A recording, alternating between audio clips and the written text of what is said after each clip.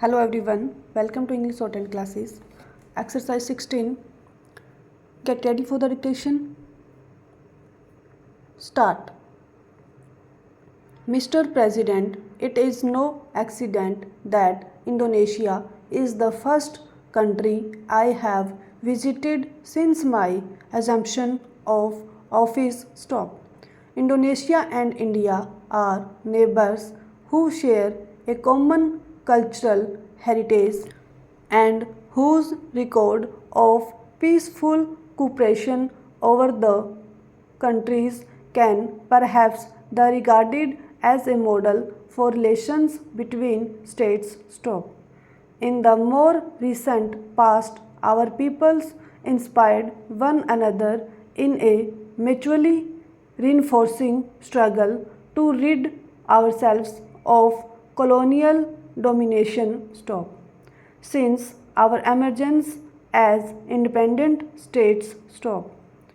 We have been engaged in the task of consolidating our freedom. Stop.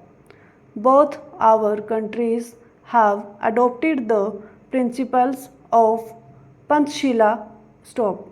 In a world characterized by competition between power blocks, we concluded that a policy of non-alignment was best calculated to consolidate our independence and to foster our political and economic development in directions best suited to the genius of our people.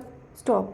Our common assessment that military alliances afford an illusory sense of security and cannot provide enduring strength has been fully vindicated. Developments which have taken place since we first enunciated the policy of non-alignment. Stop. While referring to the period shortly after we became independent members of the Committee of Nations, I cannot but recall with pride and gratification the initiatives our countries took to pave the way for Afro-Asian unity at the historic Bandung Conference. Stop. The Asian countries have formulated proposals calculated to ensure their stability and security from external interference. Stop. We fully share the concerns and aspirations of the Asian countries and have pledged our cooperation in the attainment of their objectives. Stop. The concept of the Indian Ocean as a zone of peace constitutes yet a further assertion on the part of the littoral and hinterland states of their concern over the tension and the serious intensification of the arms race caused by the expansion of great power presence in our region. Stop. Indonesia and India are among the largest countries in Asia and the world, and our constructive and close cooperation could contribute significantly to the creation of conditions of peace and stability in the region to which we belong. Stop. Mr. President, there is a wind of change in Asia. Stop. Important developments have taken place in Indochina in the recent past. Stop. The termination of the conflict in that region is a matter of particular gratification since it has brought to an end a long period of bitter and avoidable human suffering, but more difficult task lies ahead. Stop. The new situation which has emerged is of great significance for Asia since it opens up the prospect of a constructive and fruitful relationship among the states in the region based on sovereignty, territorial integrity, and cooperation and mutual benefit. Stop. The situation in the subcontinent has changed fundamentally since the emergence of Bangladesh as an independent nation in 1971. Stop. We have been earnestly engaged in the process of establishing a climate of durable peace in our region and are determined to persist with these efforts. Stop.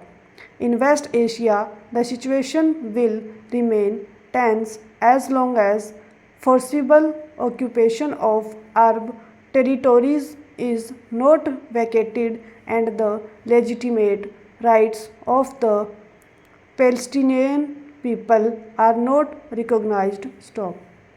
These various developments have tended to underscore the question of security and development in the Asian context. Stop.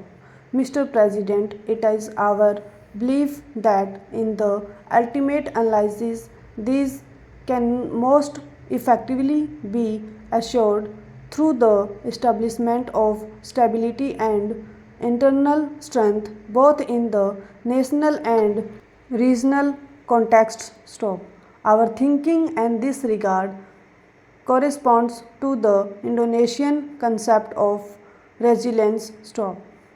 The fabric of peace and stability can be further strengthened through bilateral economic and cultural cooperation, which can gradually be extended to assume a multilateral character. Stop. History and political circumstances have prevented Asian nations from developing an Asian consciousness or a sense of regional unity and identity. Stop. I am confident that through the promotion of closer cooperation and understanding between the nations of our region, we can take decisive and meaningful steps towards the attainment of a goal which would undoubtedly be in the interest of all our people. Stop. Mr. President, both our countries are engaged in the monumental task of improving the quality of life of our peoples. Stop.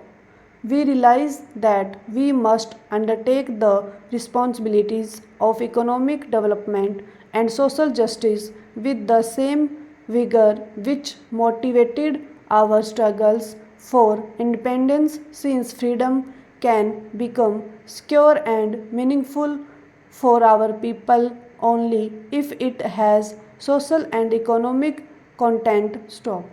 The responsibility to make the less developed countries economically strong has to be accepted by the international community as a whole as an essential prerequisite for durable peace and security, and the developed and rich countries have an obligation to promote this process. Stop. It is equally necessary for the developing countries to assist one another by sharing their resources and skills and by establishing close links for mutually beneficial economic cooperation. Stop. Indonesia's reserves of natural resources are happily abundant, and I have been gratified to see what remarkable progress your government has made in the development of these resources. Stop. We in India have made our own efforts to develop our technology. Stop.